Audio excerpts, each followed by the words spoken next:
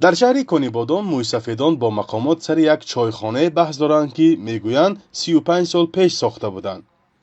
حالا چند ماه باز نفران دیگر به در آن قلف و مهر زدند. طبق سندهایی که به رادیو آزادی نشان دادند، این چایخانه سخاوت نام داشته و صاحب ملک آن کمیته محله نفتچیان است. ولی سال 2018 رئیس پیشین حکومت کنیبادان آن را به اختیار دولت گذرانیده به واسطه اداره اموال به یک صاحبکار محلی فروخته است. بحث دادگاهی آن بین طرفها از سال 2023 شروع شده و تا ماه ینور امسال دوام کرده است.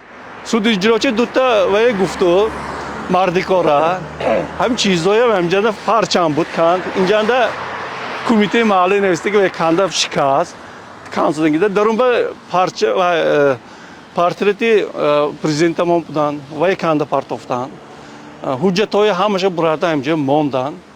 اگر گرفته نبرایتان من از این برده کجکپه میسپرم نشوده میبرود. مسئول کمیته محله نفتچیان میگوید که در زینه‌های اول مقامات حفظی حقوق مسئله را به فایده آنها حل کردند، ولی در زینه‌های بعدی باز صاحبکار محلی دست بالا شد. مویسفیدان در پشت این کار اساساً مقامداران پیشین حکومت شهر و هم سردار اداره اموال دولتی را مقصر می‌دانند که بعضی آنها فعلا زندانی گشتند. معلوم نیست که در پرونده آنها این مسئله نیز جای دارد یا نه. 25,000 حوزه سازان خیر کرد برای ما. آبی نوشاکی، آبی نقص، تازه، دایم پر حاضر همه همجا جاش باید ضرور شده که آب تران نخورد. لیکن یکتا چایخانه هم موقع مهنت کرده ما 24,000 نرخ مانده فروخت. مویسفیدان میگویند که چایخانه سخاوت دستکم برای 4 محله شهر جای جمع آمد و استراحت دانسته میشد که بیش از 500 عائله در آن زندگی میکنند و یک قسمت اعظمش کلانسالان هستند. نفقه خور همه ما یک جای میشتگی نیست محلنده.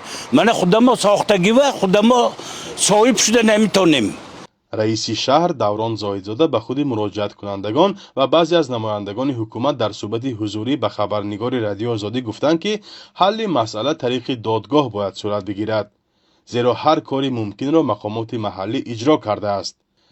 مویسفیدان میگویند که عزمشان را ادامه میدهند و درخواست دارند که مقامات حفظی حقوق به قضیهشان بی‌طرف نباشد.